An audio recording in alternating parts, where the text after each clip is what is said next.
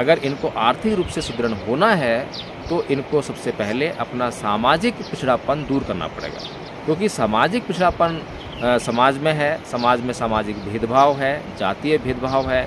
उसके कारण जो है, जो इनके लिए अवसर उपलब्ध हो सकते थे, वो अवसर जो है जातिवाद होने के कारण जो है वो उनसे छीन ले जाते हैं। इसलिए साथियों, इस देश के जो महापुरुष हुए, परम पूज्य बाबा साहेब भीमराव अम्बेडकर, तथागत बुद्ध, ज्योतिबा फूले, मान्यवर साहब कांशीराम जी, साहू जी महाराज, नारायण गुरु और तमाम जो संत महापुरुष हुए इस समाज के, उन्होंने जो है आर्थिक संपन्नता के लिए अभियान नहीं चलाया। आर्थिक संपन्नता में जो बाधक तत्व हैं उनको दूर करने का आंदोलन चलाया। और मान्यवर साहब कांशीराम जी ने, बाबा साहेब ने इस देश के लोगों की सामाजिक स्थिति सुधारने के लिए जो मुहिम चलाई, जब ये बहुजन शब्द का इस्तेमाल किया गया तो उनका ध्येय यही था कि SC, ST और OBC उनके साथ में जो है माइनॉरिटीज़ को जोड़ दिया जाए, मिला लिया जाए, ताकि ये सब लोग मिलकर जो इनके साथ इस देश में कोई वर्ग अन्याय, अत्याचार व शोषण करने का प्रयास कर रहा है, तो उससे जो है ये लोग जो हैं अपने आप को बचा सकें और उनके शोषण और अत्याचार से। आदतें हैं, अभी अगर हम अपनी आदतों को चेक करें तो हमारी आदतें अभी भी हिंदू संस्कृति की ही हैं। अभी बौद्ध संस्कृति से उनका कोई मतलब नहीं है, क्योंकि बौद्ध संस्कृति जो है आपको कहती है कि भोगने से बचो, आवश्यकता के अनुसार आप अपना जीवन जियो, ये कहती है।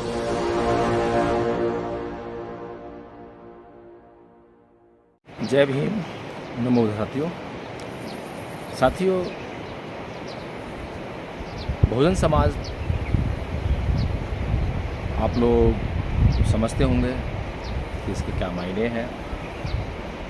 खाली हम बहुजन समाज कह दें तो काम और बात दोनों अधूरी रह जाती हैं, क्योंकि बहुजन समाज अपने आप में क्या है? कुछ नहीं है। इसी तरह से मनुवादी समाज है, हिंदू समाज है, मुस्लिम समाज है, तमाम तरह के समाज हैं। लेकिन बहुजन समाज क्या है?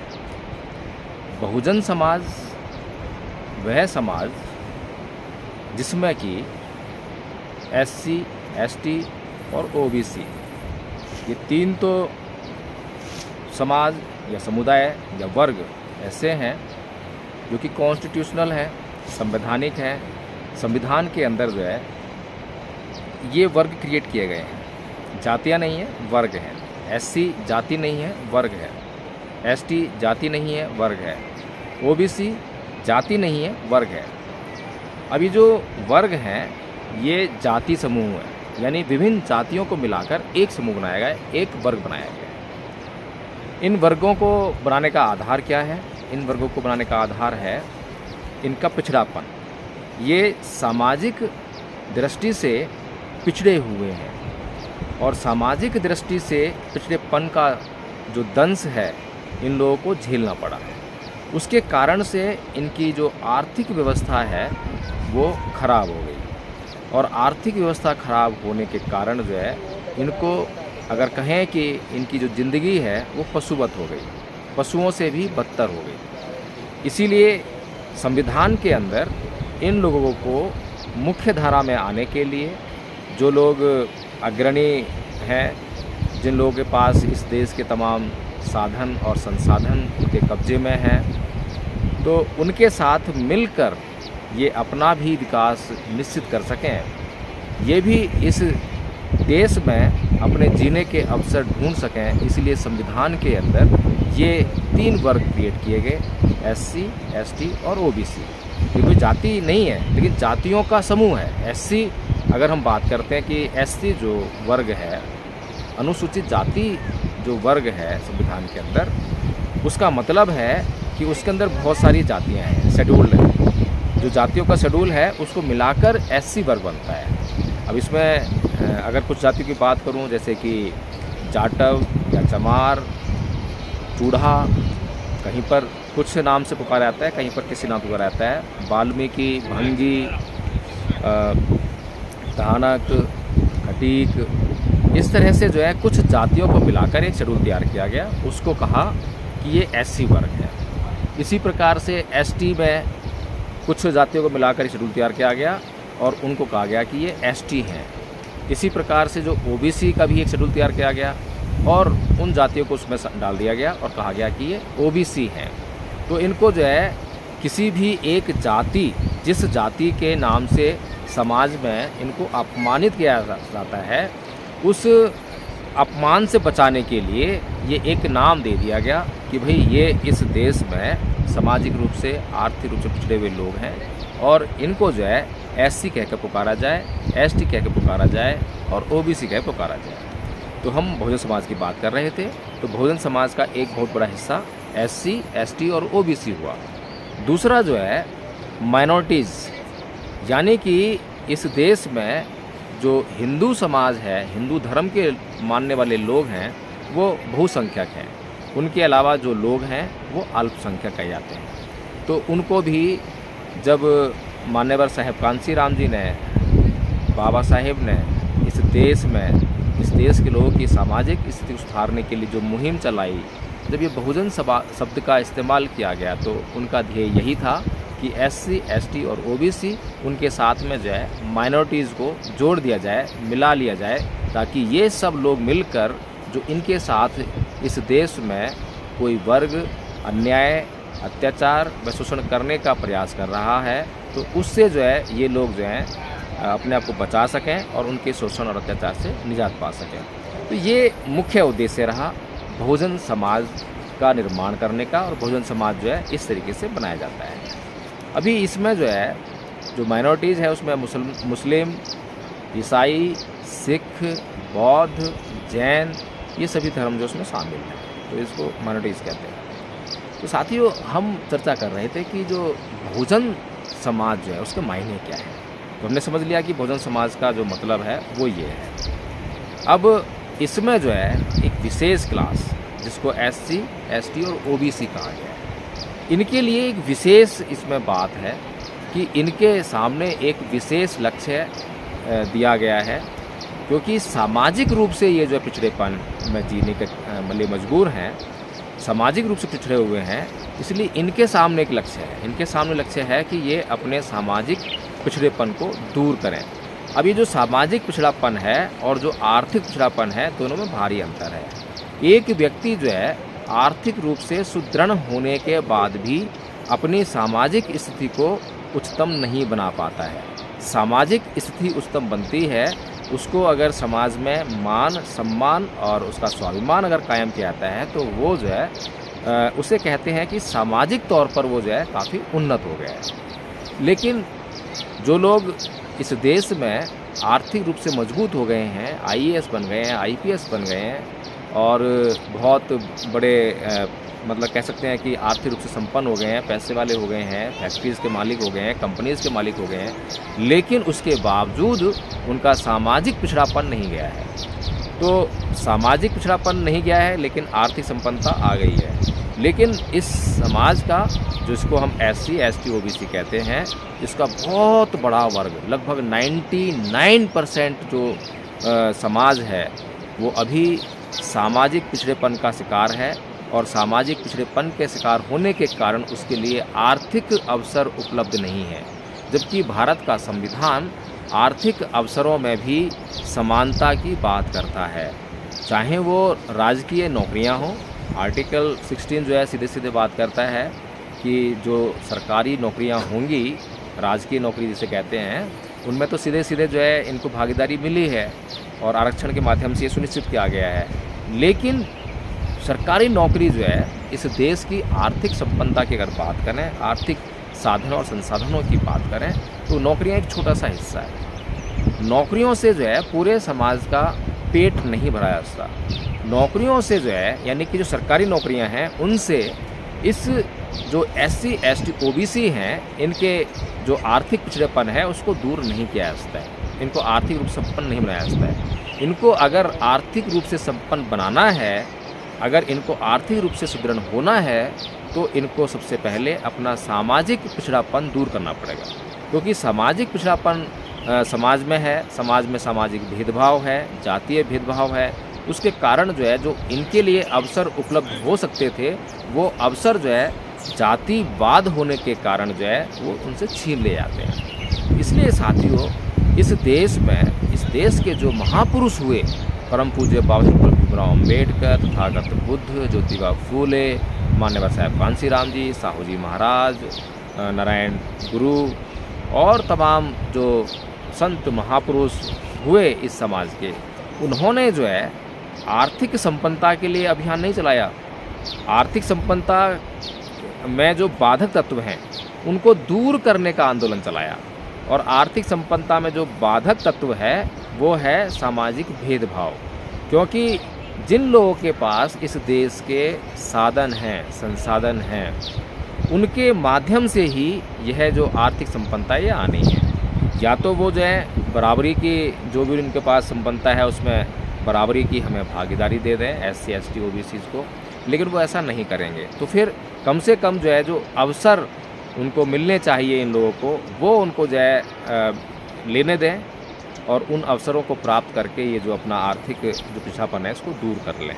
तो साथियों, इसका जो अभियान है इन महापुरुषों ने चलाया, लेकिन इस अभियान में क्या समस्याएं आ रही हैं, क्या प्रॉब्लम है, क्या बाधक तत्व हैं, उन पर चर्चा करना बहुत ज़रूरी है।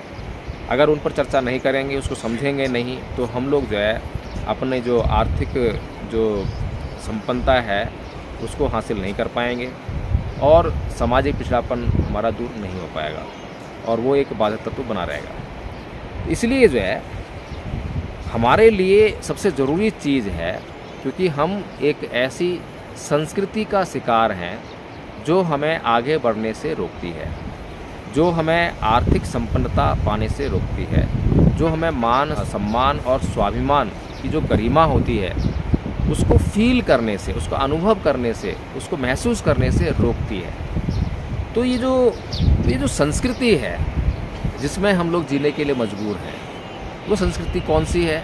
अभी हम सभी जानते हैं कि अभी जो अम्बेडकरवादी लोग हैं वो ये कहेंगे कि हमारा हिंदू धर्म से कोई मतलब नहीं है, हम तो अम्बेडकरवादी हैं, हम तो बाबा साहेब के अनुयायी हैं और हमने जो है हिंदू धर्म छोड़ दिया है, बौद्ध धर्म अपना लिया है। लेकिन मैं बात कर रहा हूँ संस्कृति की। धर्म छोड़ दिया है आपने, मंदिर जाना छोड़ दिया आपने, पूजा पाठ करना छोड़ दिया आपने, अंधविश्वास छोड़ दिया आपने, पाखंड छोड़ दिया, ठीक है, लेकिन ये सब जो है संस्कृति का प्रतीकात्मक हिस्सा है, जिससे कि आप जो है आर्थिक रूप से संपन्नता को हासिल नहीं कर सकते हैं, अपने सामाजिक जो पिछड़ापन है उसको दूर नहीं कर सकते हैं। इसीलिए ये महत्वपूर्ण है कि आप अपनी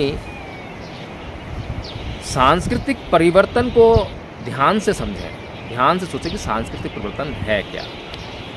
अभी हमारे भीतर जो है एक संस्कृति है भोगने की संस्कृति, यानी कि थोड़ा सा सुख आया तो उसको भोग लिया और जैसे ही सुख को भोग लिया तो दोबारा से फिर उसी दुख के अभाव में जीने के लिए मजबूर। ये जो भोगने की संस्कृति जो है ये हिंदू संस्कृति है।